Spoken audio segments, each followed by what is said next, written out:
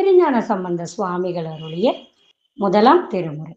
சிவகதியை உறுதியாக பெறுவதற்கு ஓத வேண்டிய அற்புதமான பதிகம். திருவண்ணாமலை. பாடல் 11, இறுதி பாடல். அல்லாடரவம் இயங்கும் சாரல் அண்ணாமலையாரை நல்லார் பரவ படுவான் காழி ஞான சம்பந்தன் சொல்லால் மலிந்த பாடலான பத்தும் இவை கற்று வல்லார் எல்லாம் வானோர் வணங்க மன்னி வாழ்வாரே. பாடலின் பொருள்.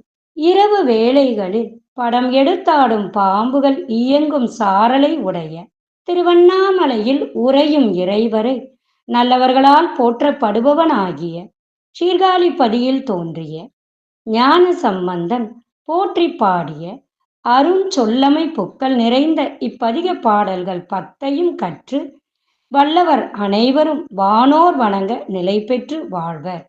திருச்சிற்றம்பலம். தென்னாடுடைய சிவனே போற்றி, என் நாட்டவர்க்கும் இறைவா போற்றி.